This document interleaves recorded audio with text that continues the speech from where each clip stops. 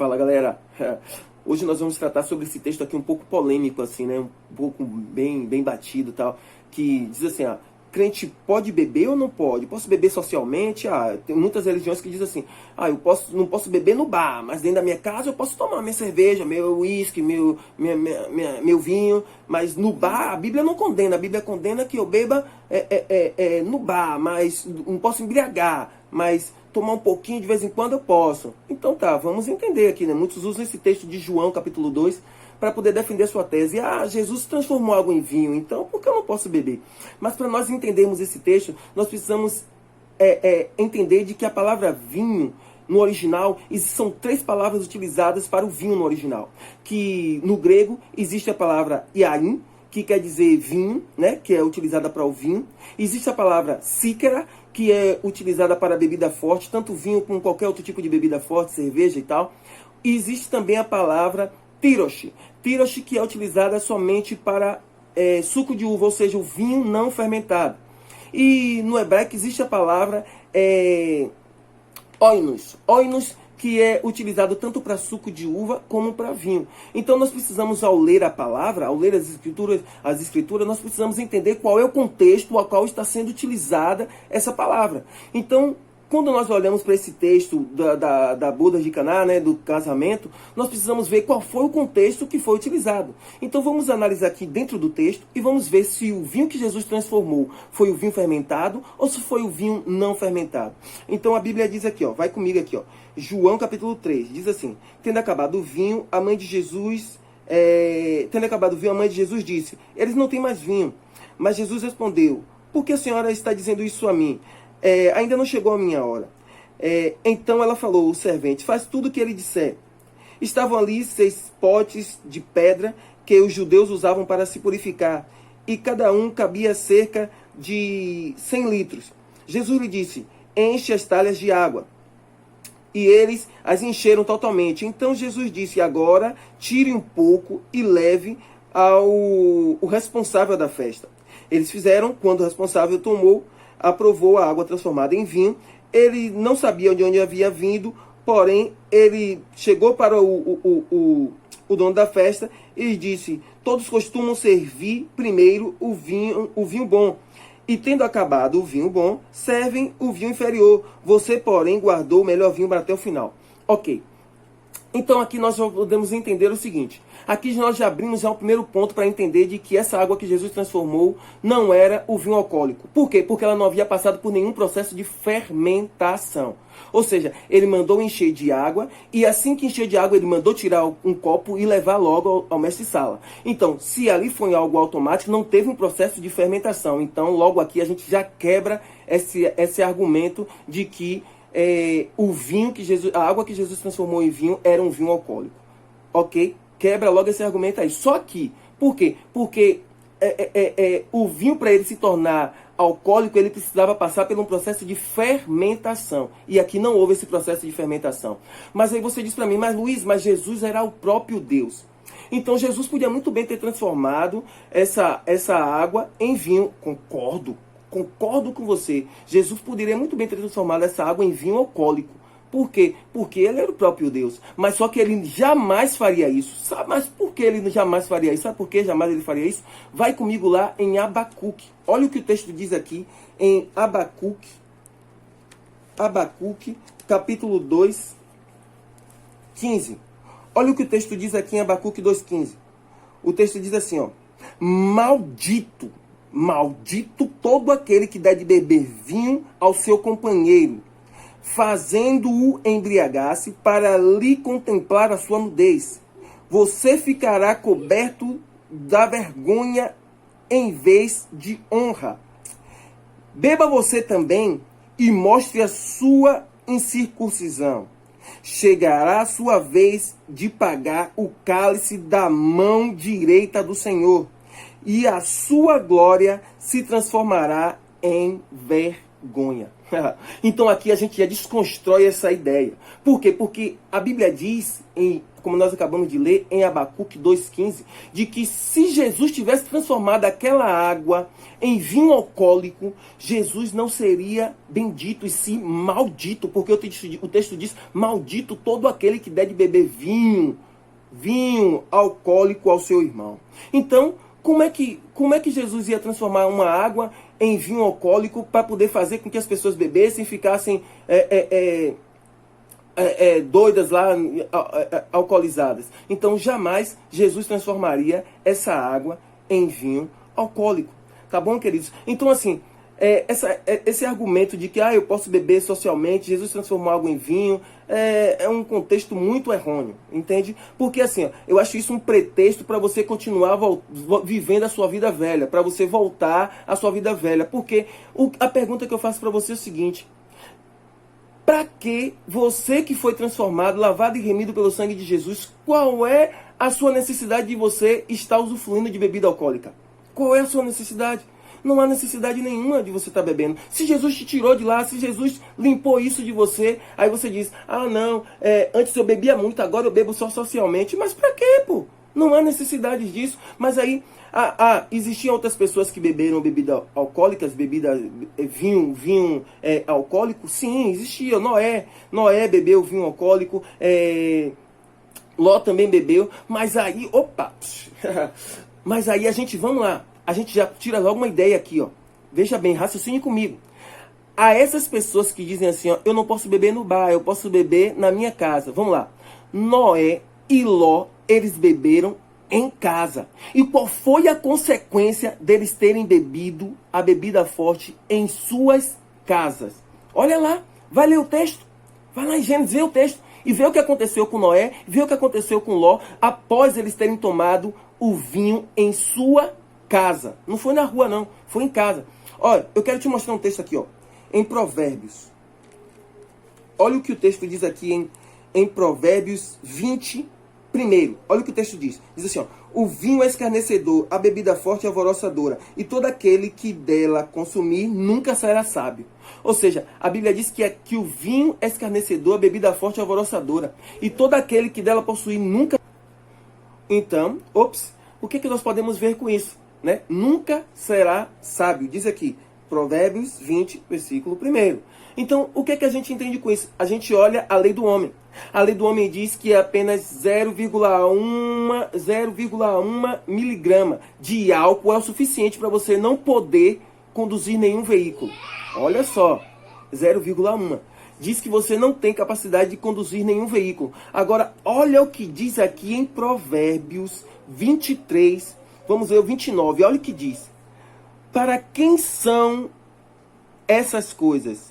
Para quem são os pareceres? Para quem são as rixas? Para quem são as queixas? Para quem são os fermentos sem motivos? Os ferimentos sem motivos? Para quem são os olhos vermelhos? Para os que demoram em beber vinho, para os que andam buscando bebida misturada.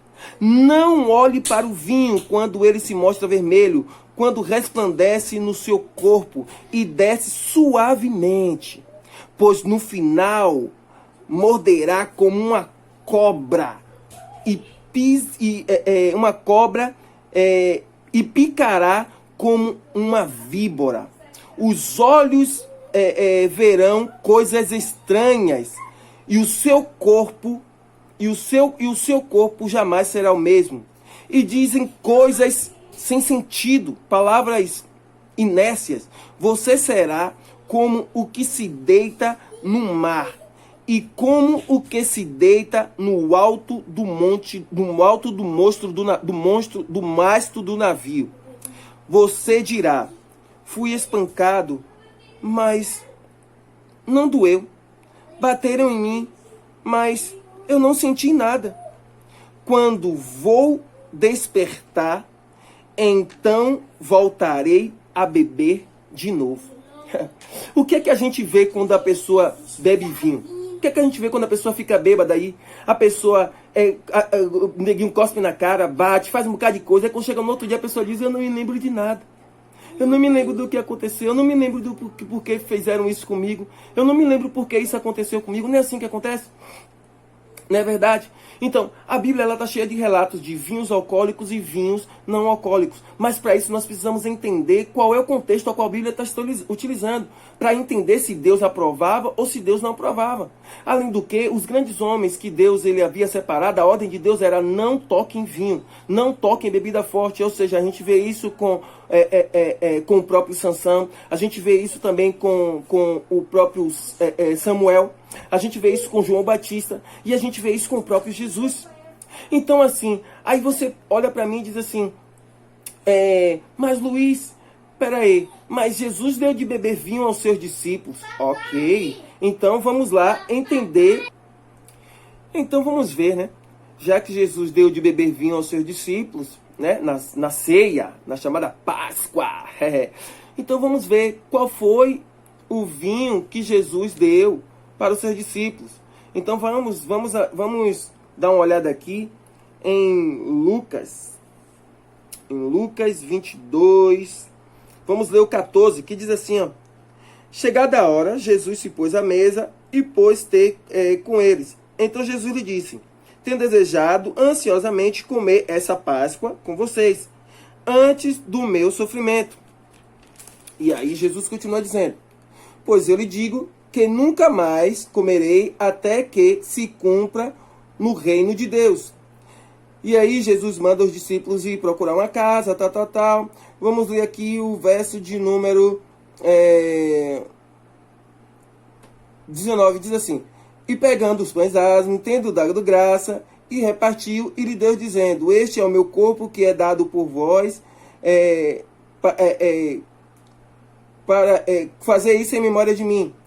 Do mesmo modo, depois da ceia, pegou o cálice, dizendo: este é o meu cálice, é o cálice da nova aliança, o meu sangue que é derramado por vocês. Ok. Então, se Jesus deu de beber vinho aos seus discípulos na ceia, mas para a gente entender essa ceia, nós precisamos ir ao início, aonde tudo começou. Então, para a gente entender aonde tudo começou, nós precisamos ir para Êxodo. Então, quando a gente vai lá em Êxodo, capítulo 12, a gente vê o seguinte.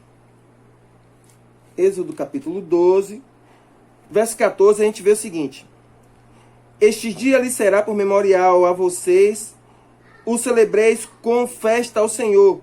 De geração em geração, você celebrará este dia por estatuto perpétuo. Olha o que diz aqui, ó, versículo 15, preste atenção. 7 dias vocês comerão pães sem fermento. Logo no primeiro dia, tira o fermento da sua casa, pois todo aquele que comer coisa levedada, fermentada, né, desde o primeiro dia até o 7º dia, será eliminado de Israel. No primeiro dia vocês terão uma santa convocação, e também no 7º terão uma santa convocação. Não faça nenhum trabalho nesses dias, tal. A festa dos pães asmos sem fermento, porque neste mês, no dia no dia do Senhor dos Exércitos, tire o fermento de toda a sua casa. Ok, até aqui. Então aqui, ó, aqui a gente já desconstrói tudo isso. Por quê? Porque aqui foi a Páscoa, a primeira Páscoa onde aconteceu. Então, Jesus, ele quando dá lá aos seus discípulos, ele de maneira nenhuma podia ter dado um vinho alcoólico aos seus discípulos. Por quê? Porque o vinho aqui teria que ter sem fermento. Jesus ele disse que ele veio para cumprir a lei e não para desfazer da lei. Então, se ele veio para cumprir, então ele sabia que a lei diz que no dia dos pães asmos, no dia da Páscoa, não poderia comer nada fermentado. E não poderia nem ter fermento na sua casa. Então, se não poderia ter fermento, então de maneira nenhuma aquele vinho poderia ter sido alcoólico. Entende você, querido? Olha como o texto é claro. O texto é lindo. A Bíblia é linda. A gente só precisa buscar a palavra. Só precisa buscar examinar. E a gente vai ter todas as respostas que precisamos. Então, se não podia ter nada de fermentado dentro da casa, então Jesus não podia ter transformado aquela água, ou Jesus não podia ter dado aos seus discípulos vinho alcoólico. E sim, o vinho o próprio suco da uva. Entende? Por quê? Porque, além do que, detalhe, além do que, o fermento na Bíblia, ele é representado como sinônimo de pecado. Então, se Jesus tivesse dado vinho alcoólico aos seus discípulos naquela ceia, logicamente, o vinho de Jesus representando o sangue dele, então o sangue de Jesus não seria puro. O sangue de Jesus seria um sangue contaminado, porque o fermento representa o pecado. Então, o sangue de Jesus jamais seria puro, e sim seria um sangue contaminado pelo pecado. Então, queridos, se ali aquele vinho ali representava o sangue de Jesus, como é que Jesus podia ter dado um vinho alcoólico para eles?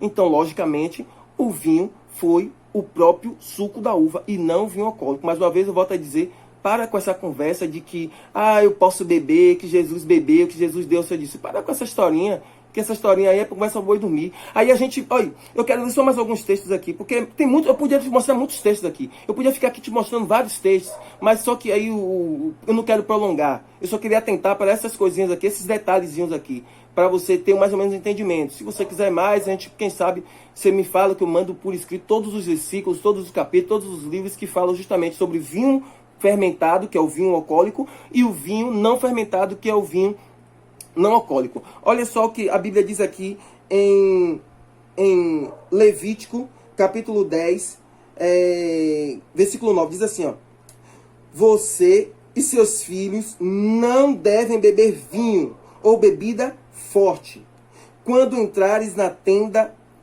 do encontro, para que não morram. Isso será estatuto perpétuo entre suas gerações, para que vocês façam a diferença entre o santo e o profano, entre o limpo e entre o puro e o impuro, entre o que serve e o que não serve, para que ensine a seus filhos e todos os estatutos que o Senhor lhes tem dado por meio de Moisés. Então a Bíblia está dizendo o seguinte aqui, ó, queridos, ó, que para haver a separação, a diferença daqueles que servem e que não servem, do santo, do profano, daquele que é de Deus e do que não é, tem que haver essa abstinência, tem que haver essa separação do vinho. Você tem que se separar, queridos. Porque a Bíblia diz aqui, ó, quando você for entrar num encontro, né, na tenda do encontro, ou seja, hoje o véu se rasgou. Então isso significa que nós temos acesso direto a Deus o tempo todo, a qualquer hora, a qualquer momento. Paulo diz de que nós devemos orar sem cessar, o tempo todo. Orai o tempo todo. Então, como é que você vai se apresentar diante de Deus com a sua vida contaminada com o vinho? Me responde aí. Porque você tem que ter acesso o tempo todo. O tempo todo. Então a Bíblia está dizendo aqui, ó, de que você não deve entrar na tenda, você não deve entrar em comunhão com o Senhor com vinho. Bebendo vinho. Então, queridos, outro texto, eu vou só ler mais dois textos aqui com vocês e eu vou encerrar. Olha só, Deuteronômio 32. Olha o que a Bíblia diz. Aqui você vai entender a diferença do vinho fermentado e do vinho não fermentado. O vinho, o próprio suco da uva. Olha a diferença aqui, ó. Deuteronômio 32, 14. Diz assim, ó: alimentou com coalhadas de vaca, de leite de ovelhas, com gordura de cordeiro, com os carneiros de pasto de bodes e com os molhos de trigo. E vocês, olha o que o texto diz, e vocês beberão o sangue das uvas, o mosto. O sangue das uvas, o mosto. Em outras versões diz o sangue das uvas, o vinho. Então, mosto significa o quê? Suco. Suco. Então, queridos, o texto está dizendo de que você pode beber o suco da uva. Um outro texto que defende essa tese, aqui, ó, Isaías. Olha só. Olha só o que Isaías diz. Isaías 66. Isaías 66. Deixa eu ver aqui.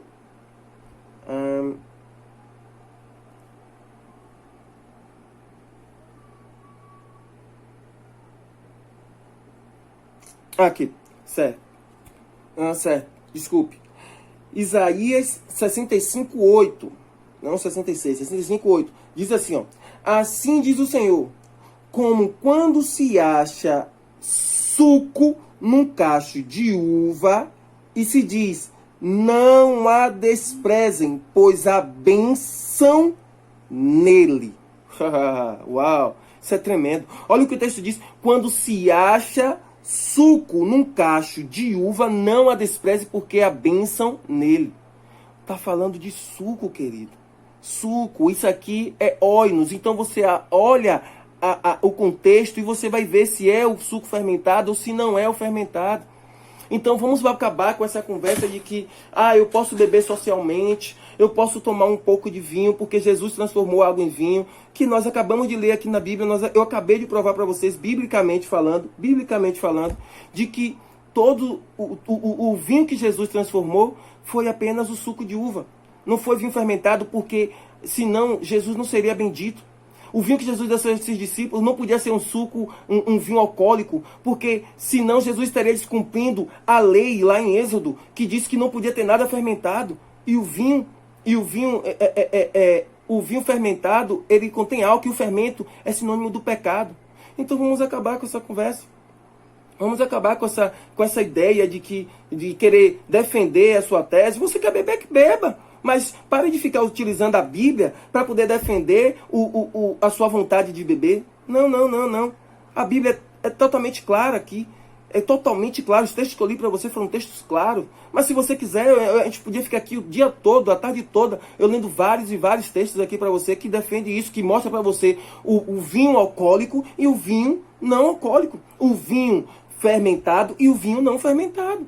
Eu podia te mostrar aqui, mas se você quer conhecer mais, vai estudar, vai pesquisar, vai lá pesquisar, e aí você vai ter seu próprio entendimento, mas pesquisa com a Bíblia, porque tem muitos falsos profetas, tem muitas pessoas aí que querem também defender as suas teses, e aí vem que a Bíblia não condena o uso do vinho, mas a Bíblia diz que eu não posso me embriagar. Para com essa conversa. Me responda só uma coisinha aqui eu encerro. Só uma coisinha. Um alcoólatra, ele decide ser alcoólatra quando ele começa a beber? Ou é uma consequência? Ele diz assim, não, eu vou beber que eu quero virar alcoólatra. Não. Ele começa com um copo. Aí de um copo, ele toma 2. De 2, é uma latinha. De uma latinha, uma garrafa. De uma garrafa, 2. De 2, 3. De 3, um engradado. E assim, ele vai embora. É assim que funciona. Então, se for assim também, queridos, nós podemos dizer o seguinte, a Bíblia não condena, a Bíblia não fala nada sobre a maconha. A Bíblia não fala nada sobre a maconha, então pode fumar socialmente dentro de casa. A Bíblia não fala nada sobre o cigarro. Então a gente pode fumar também socialmente dentro de casa, assim. Não posso fumar no bar, não posso fumar na boca, mas dentro de casa eu posso fumar uma maconha, um cigarro. A Bíblia não fala nada sobre cocaína, sobre pó, né? Mas então eu posso cheirar um pó, uma cocaína, tal, de boa, dentro da minha casa. Eu em minha casa, porque eu não posso comprar lá na boca e vir para minha casa e fumar. Não é verdade? Então vamos parar com essa conversinha para boi dormir aí de que eu posso fazer socialmente, eu posso fazer não no bar, mas posso fazer em minha casa. Vamos parar com isso. Que Deus nos abençoe, que Deus nos dê graça e que a gente busque cada vez mais as Escrituras para conhecer a palavra, porque é ela que nos liberta. Amém? Deus abençoe, beijo no coração, forte abraço, tchau, tchau.